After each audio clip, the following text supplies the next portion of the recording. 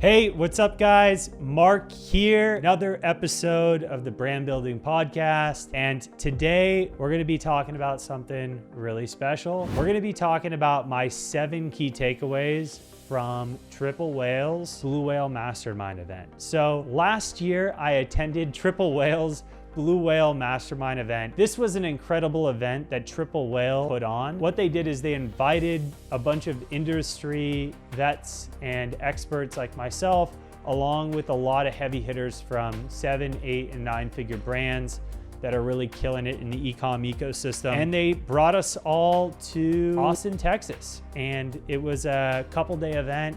They had a couple different mixers, different dinners. You know, it was truly amazing. This event was like no other that I've been to. I've been to a lot of mastermind events over the years, and I couldn't believe how well this was put together. I still think about the memories that I've had at this event, the people I met, the quality of people in the room, and I will never forget it. But in this video, I specifically want to go through what are my 7 key takeaways from Triple Whale's Blue Whale Mastermind. What we're gonna do is we're gonna break down each of my takeaways that I learned from all these different experts there. And you know, this was a cool event for me because I was able to actually speak on stage and I give a presentation about retention and lifecycle marketing and what we're specifically doing and what's working well for our clients. So not only was I able to attend, but I was super fortunate to be one of the speakers. But enough said, I learned a lot at this event. Takeaway number 1 from Triple Whale's Blue Whale Mastermind event is build to sell even if you're not looking to. So this was an interesting concept, and this is something I learned from Fahim Siddiqui with Finance Within. And Fahim is a outsourced CFO. He's got an outsourced CFO practice, and he works with brands of all shapes and sizes in helping them manage their finances. And within D2C, as you probably know, or if you don't know, D2C brands require a lot of capital, and you have to really understand what your books look like and what you need to grow. Fahim really broke down, you know, regardless of if you're planning to keep your business or if you're not even thinking about selling, you should always be building your business to sell. Part of the foundational mindset around building to sell is that you need to keep your books buttoned up. And when your books are tight, your finances are tight. Fahim broke down, you know, if you're ever going to sell your business, you need to be ready for the process. And the process is essentially when you hire a finance corporate banking group to come in and shop you around, right? And when you get shopped around, essentially other private equity groups, potential buyers are going to want to understand what your business looks like financially. And if you don't have things buttoned up, you're not going to be ready for that. So it's always a good option to be ready to sell at any given time. And that was the key takeaway here, is always be ready to sell and keep those books tight and keep your finances super tight and in order. Key takeaway number 2 was from Alex Neist, who is the founder of Hostage Tape. And if you're not familiar with Hostage Tape is a brand that makes mouth tape and nose strips that help you sleep better. And Alex's key takeaway was, if you're a founder, learn how to run ads and make them profitable before you hire anyone else to run ads. And I couldn't agree with Alex anymore. If you're a startup brand and you're a founder and you're in the e-com space, you need to understand how ads work.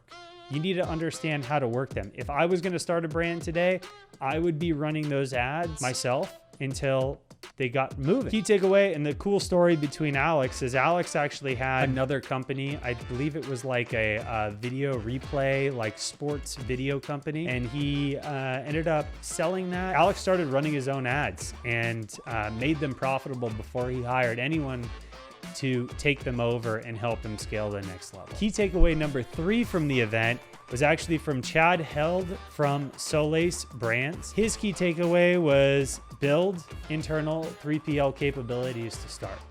So Chad and his partners own a brand called Solace, and Solace makes wristbands. They make a bunch of different products, and it's like a cool little viral brand. What they did is they built internal 3PL capabilities. Those 3PL capabilities actually went so well, and they built it out themselves because they had so many problems with 3PLs. And those 3PL capabilities ended up turning into another profit center, and now they're running a 3PL for multiple other small brands out of their same location and expanding. When you're really growing, outsourcing through a 3PL, depending on where you're at, can be a good thing or it can be a really bad thing. If you have a low SKU count, I think it's great to outsource.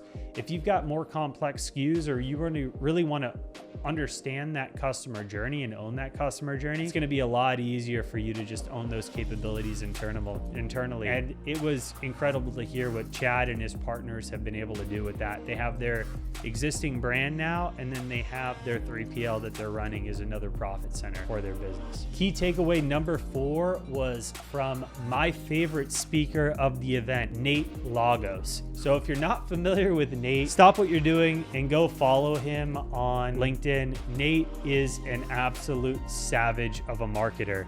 He's the director of marketing at Original Grain. And if you're not familiar with Original Grain, they're a watch company that actually makes watches out of wood.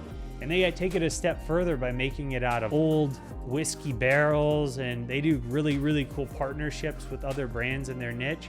And they've built this luxury watch brand out of watches made out of wood. And I'm so impressed by Nate. His main takeaway was pricing strategy. Don't get stagnant with your pricing. Test out different prices to see what the ultimate price is for your products. And I'm not going to get into it too much in this video, but Nate has an incredible framework for testing out pricing strategies for Original Grain to see what is the most elastic price and what is the most optimal price for the brand overall. Key takeaway number 5 is growth for the sake of growth does not build enterprise value. Our industry is all about scale, grow. And at the end of the day, growth does not necessarily equal enterprise value. If you just continue to grow like crazy to hit top line numbers, thinking that top line number is going to help you get a better valuation on a potential exit, you're wrong. And the reason is any potential buyer on an acquisition of your brand is looking for intrinsic enterprise value. And just having top line numbers without any clear numbers to success in the long run, like retention or profitability or a decent EBITDA, is not going to add that enterprise value. So I thought that was a great key takeaway. Growth for the sake of growth does not equal enterprise value. Spending money on ads to get another front-end sale, if it's not profitable, isn't necessarily going to add enterprise value unless the rest of your business is foundationally secure. So key takeaway number 6 was actually from the Postscript team. And this is around SMS compliance, and us being a retention agency, being a Postscript partner, I thought it was a really, really great key takeaway. Only send campaigns between local working hours, 8 a.m. to 8 p.m. local. Do not send out of that. I would actually say cut it back even to 6 p.m. local in the evening, but do not send out of those hours. You're gonna piss a lot of your SMS customers and subscribers. You're gonna piss a lot of them off if you start sending SMS campaigns in the middle of the night. Always make sure you're sending within those compliant hours, and you're gonna be good. And then key takeaway number 7, choose your customers, choose your future. I loved this quote. Once again, we'll do anything for the sake of growth in e-com, but foundationally, when we choose who our customers are, everything's gonna be better. We need to go after our high value customers. We don't want to go after low value customers. We want customers, we want to be focused on acquiring customers that aren't even just going to be profitable for us in the long run, but are going to be good people. We want customers that are going to love our product. They're going to talk about it, that are going to be easy for our customer support team, that are going to care. These are the people we want. So choose your customers, choose your future. That's all that I have for you today. So I hope you guys learned something. These are the key 7 takeaways from Triple Whale's Mastermind event last year. I had a blast. I can't wait to go again in the future. And I hope you guys enjoyed this video. If you guys liked what we had to talk about today, I would love for you to leave a comment. I read all the comments and will respond to your comment. Even if you got some criticism of me or have some questions, put it in there and I'm happy to respond. But regardless, I hope you guys enjoyed and I'll see you on the other side. See ya.